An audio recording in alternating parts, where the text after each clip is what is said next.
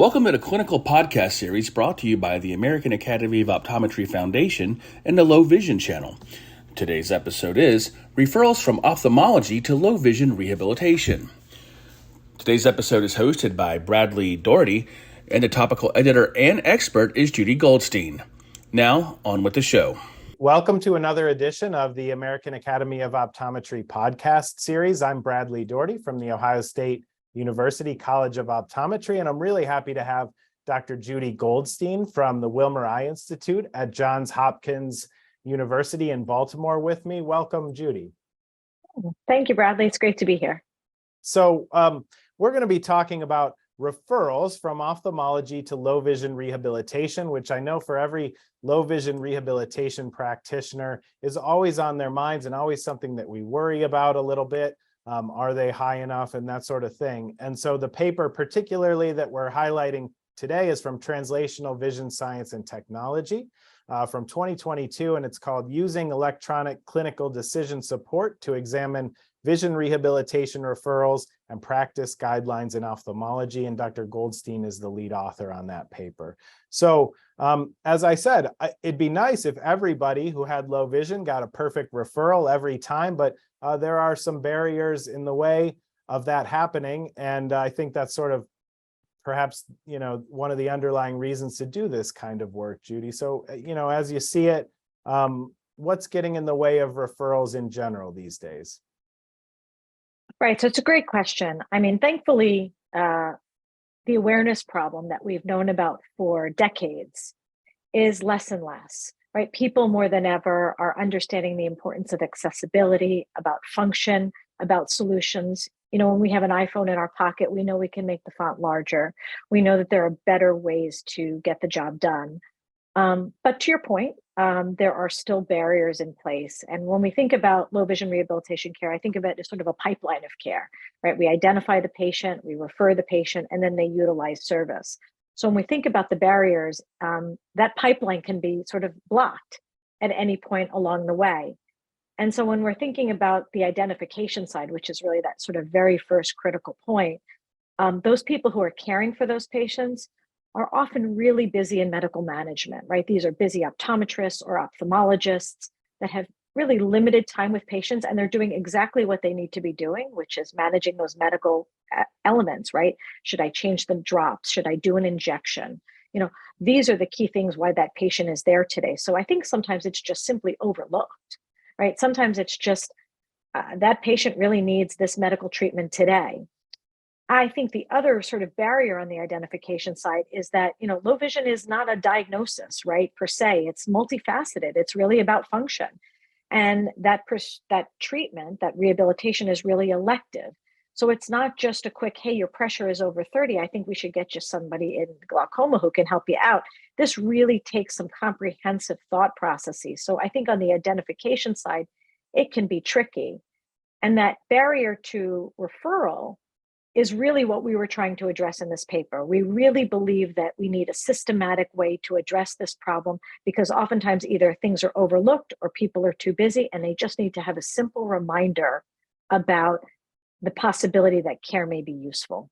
Yes, I think that makes sense. And so the intervention that's discussed in the paper, or really series of papers that you and your co-authors have published lately, is a reminder that pops up in the electronic medical record. So could you tell us about, the criteria for that and how you came to design it and what it ultimately looks like?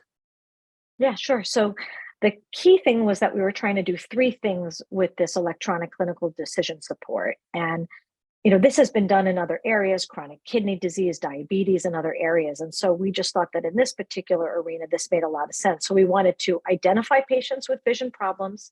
We wanted to notify their referring physician that they were potentially a candidate for service. And then we wanted to be able to document the physician response to the identification. Do you think you want to send this patient on to vision rehabilitation? And so when we were thinking about designing this clinical decision support system, the key thing to any system is going to be user-centered design, right? You have to make that project, that program, that system relevant to the user. And in this particular case, it was to the ophthalmologist, to the referring physician. So we met with these referring physicians. We outlined criteria for firing of that alert and suppression of that alert, right? We wanted to be sure that we didn't have too much alert fatigue.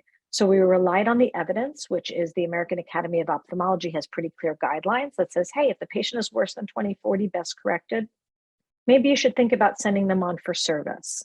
And so we use that as a foundational element, which seemed to be really accepting among the referring physicians. And we made sure that we suppressed the alert so that, again, they weren't fatigued. So, we know that maybe a lot of kids may be coming in with uncorrected refractive error, or maybe somebody's going to have surgery in a couple of weeks and have cataract surgery. So maybe if they're going to have surgery, we don't want that decision support to fire. And so we created criteria that made it fire with worse acuity and suppress it maybe when there are other things that might sort of be responsible for that worse acuity that might be treatable. So we then went ahead and tested it with the providers. Then we came back, we modified it. And so it was an iterative process. So I think anytime people are thinking about designing clinical decision support systems, you have to keep that user in mind. And I think that you have to be willing to modify what works for them, even though it might not be ideal, for every aspect of that patient getting care. And I think the last key element, after we ran through and modified and edited and made it iterative, was that we gave feedback to the physicians. We said, hey, you need to know how many people you referred, how many people actually got care. And we set it up so that we gave them their data quarterly and the data of their peers. We know that eye doctors are pretty competitive.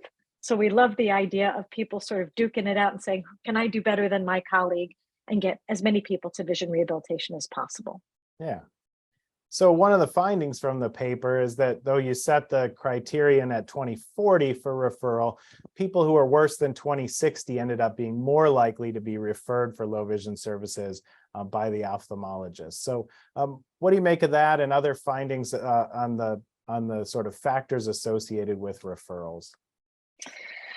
Right. So we did observe that patients who were 20/60 or worse than 20/60 were 2 times more likely to be referred for service. And I think this is fairly consistent with the literature out there. We know that people tend to refer later rather than earlier.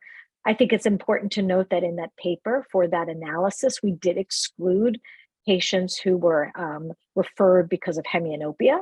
Mm-hmm. And so had we kept them in that analysis, we might have found out something a little bit different. Yeah. But it's a little bit tricky to know and parse that out. So to get to sort of the bulk of your question, I think that we can consider doing things like raising the threshold or lowering the threshold. And we know that there's no perfect response, right? We think about our glaucoma colleagues who have patients who have pretty good acuity and field loss, and maybe they want to send their patients. And we have retina folks who may be a little bit more delayed.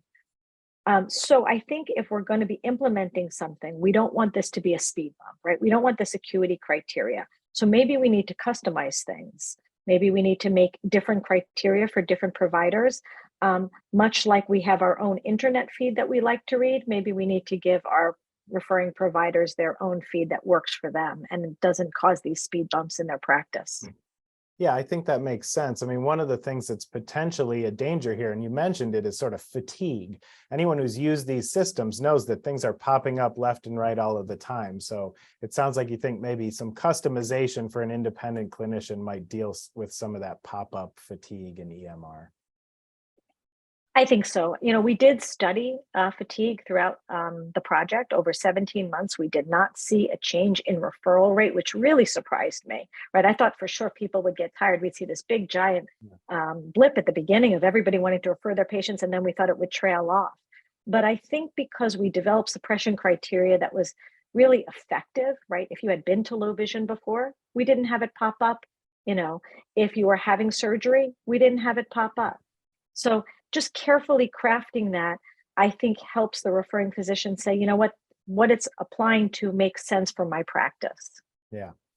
Now, so you said it's a pipeline, right? First, we have to identify them, then we get them referred. And ultimately, at the end is utilization of actual low vision rehabilitation services. And I think in other work related to this work, you've examined the effect of actual utilization when it comes to this new clinical decision support system. So what can you tell us about the effect it has on actual utilization of low vision services?